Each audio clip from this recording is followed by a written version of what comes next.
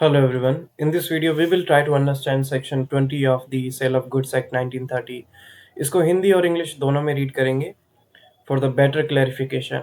सबसे पहले हिंदी में सेक्शन 20 परिदेय स्थिति में विनिर्दिष्ट माल, जहाँ की संविदा परिदेय स्थिति के विनिर्दिष्ट माल के विक्रय के लिए वहाँ उस माल में की संपत्ति क्रेता को उस समय संक्रांत होती है जब संविदा की जाती है, और यह तत्वहीन है कि कीमत के संदाय का समय या माल के परिधान का समय या दोनों मुलतवी कर दिए गए हैं। Now let's try to read it out in English. What it says: specific goods in a deliverable state, यानी कि ऐसे गुड्स, ऐसे प्रोडक्ट जो कि डिलीवरेबल स्टेट में हो, यानी कि सेलर के द्वारा बायर को बेचने योग्य हो, ऐसी स्थिति में हो कि हाँ आप ले जाइए, वैसी वाली स्थिति में आप ले जा सकते हैं।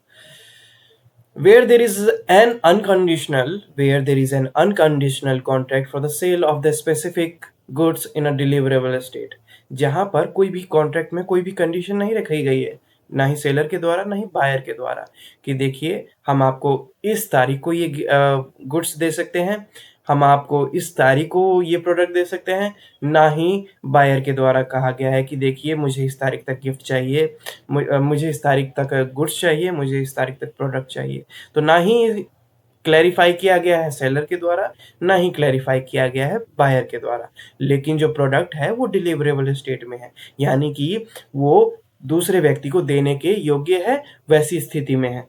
तो ऐसे में वो जो प्रोडक्ट है वो उस टाइम पे उसका ऑनरशिप जो है उस प्रोडक्ट का, वो उस टाइम पे मान लिया जाता है कि बायर के पास चला गया जब दोनों के बीच में कॉन्ट्रैक्ट हो गया।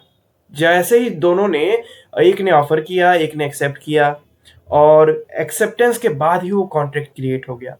अब इसमें दोनों व्यक्तियों में से किसी ने भी अगर ये कंडीशनल टर्म्स नहीं ऐड किए होंगे कि हम आपको इस डेट को ये प्रोडक्ट दे सकते हैं, या फिर बायर ने बोला हो कि मुझे इस डेट तक चाहिए, वो जब तक ये नहीं कहा गया, ये ना कहना इज कॉल्ड अनकंडीशनल, यानी कि किसी के द्वारा कोई कंडीशन नहीं रखी गई है। और ऐसे केस में जब कंडीशन नहीं रखी गई है तो प्रॉपर्टी या फिर प्रोडक्ट या फिर गुड्स तब मान लिया जाएगा कि ट्रांसफर हुआ है जिस टाइम वो कॉन्ट्रैक्ट बना दोनों के बीच में। और दोनों के बीच में कॉन्ट्रैक्ट कब बना? जब एक ने ऑफर किया, एक ने एक्सेप्ट किया।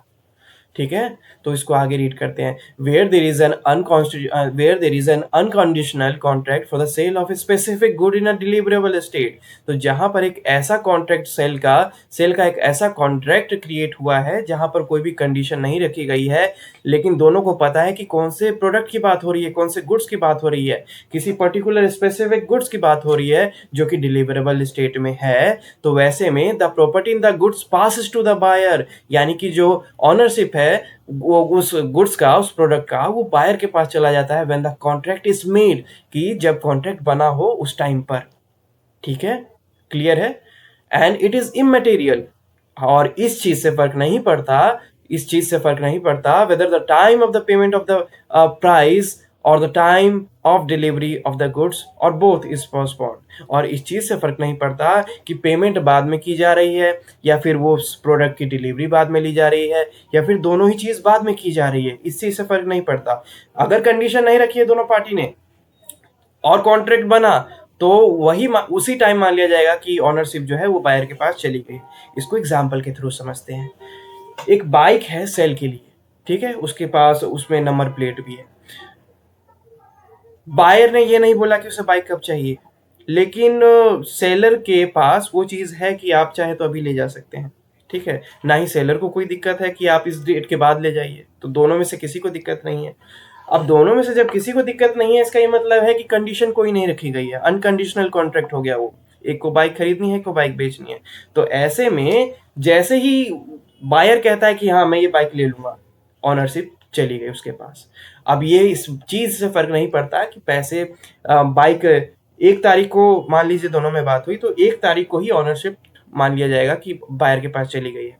भले ही 5 तारीख को बायर जो है पैसे दे, और भले ही 10 तारीख को सेलर जो है बायर को बाइक दे, उससे फर्क नहीं पड़ता है। अगर ये चीज मेंशन नहीं की हो तो इसको कहेंगे अनकंडीशनल कॉन्ट्रैक्ट, और अनकंडीशनल कॉन्ट्रैक्ट में ट्रांसफर जो प्रॉपर्टी है, जो ओनरशिप है, वो बायर के पास तभी चली जाती है जब कॉन्ट्रैक्ट फॉर्म हुआ हो। This is what section 20 is saying कि अगर स्पेसिफिकली आपने कोई कंडीशन नहीं रखा है तो ऑनरशिप तभी बायर के पास चला जाएगा जब कॉन्ट्रैक्ट फॉर्म होगा। As simple as that.